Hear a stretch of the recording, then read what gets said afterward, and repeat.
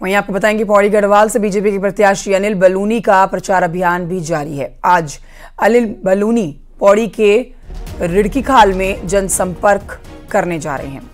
लोगों से बीजेपी के पक्ष में वोट करने की अपील की जाएगी। अनिल बलूनी 3 बजे कोटद्वार पहुंचेंगे, जनसंपर्क करेंगे। कल कोटद्वार में गृह मंत्री अमित शाह भी बलूनी के समर्थन में जनसभा करने वाले हैं।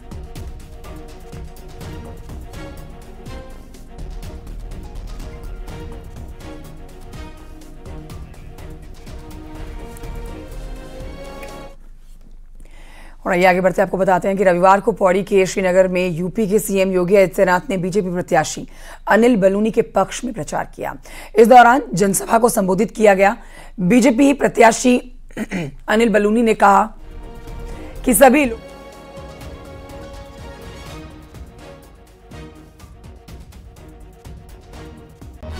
लोग जानते हैं कि मैं गंभीर रूप से बीमार था, मेरा जीवन फिर लौट कर आया है। मैं शपथ लेता हूं कि मेरे जीवन का पल पल और शरीर का कण कण इस गढ़वाल के विकास के काम के लिए समर्पित रहेगा।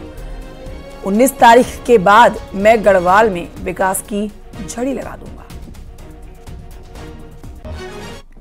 लोगों को सिर्फ इतना कहता हूं कि आप सब लोग जानते हैं मैं बीमार था, मैं गंभीर रूप से बीमार था और मेरा जीवन चला गया था और मेरा जीवन लौट के आया है। मैं शपथ लेके जाता हूं आपके बीच में कि मेरा जीवन गढ़वाल के लिए बचा है। मेरे जीवन का पल पल और मेरे शरीर का कण कण इस गढ़वाल के काम आएगा, इस गढ़वाल के विकास के काम आएगा।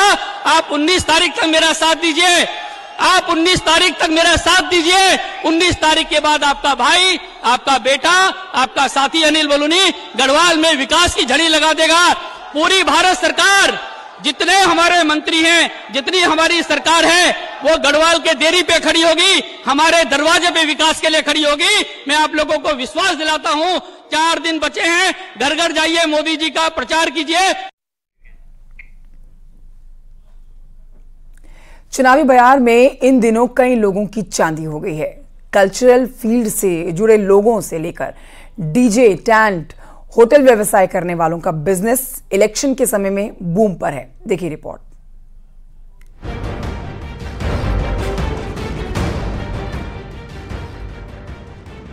चुनावी मौसम में कई लोगों का काम धंधा चल पड़ा है।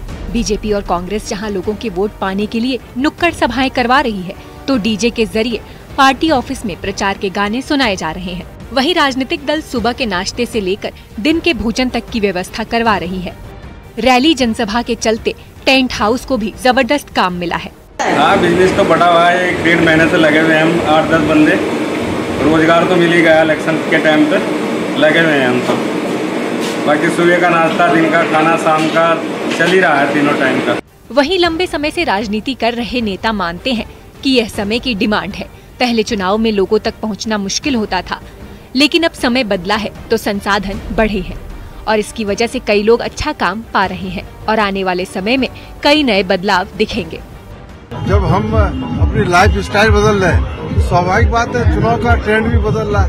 पहले आपने देखा होगा कि गाड़ियों में लाउड स्पीकर लगे होते थे, बैनर, पोस्टर, होल्डिंग सब हुआ करते थे। आज की तारीख में आप देख लीजिए, कहीं ना झंडा दिखाई दे रहा है, ना फ्लैक्स दिखाई दे रहा है और ना ही लाउड स्पीकर लगी गाड़ियां दिखाई दे रही। तो चेंजेस है। इस पर्व के अवसर पर लाखों को रोजगार इस पर्व के माध्यम से मिलता है। कई झंडे बेच तो झंडे वाले को झंडा, बिल्ले वाला बिल्ले बनाता है, लड़िया वाला लड़ी बनाता है और कई किस्म की जो प्रचार सामग्री है, होर्डिंग वाला होर्डिंग बनाता है, कटआउट वाला। तो पर्व पर कार त्योहार में सब लोगों को रोजगार मिलता है, इसलिए भी एक बहुत बड़ा रोजगार एक बहुत बड़े वर्ग को मिलता है। चुनाव वैसे तो हर 5 साल में आते हैं, लेकिन अब बदलते समय में बढ़ते संसाधनों और लोगों तक पहुंचने के लिए नए नए विकल्प भी सामने आए, जिसकी वजह से कई लोगों को रोजगार मिलने लगा है। न्यूज़ 18 के लिए देहरादून से भारती सकलानी उनियाल की रिपोर्ट। छोटे से ब्रेक के लिए रुकना होगा, कहीं मत जाइए, जल्द लौट रहे हैं।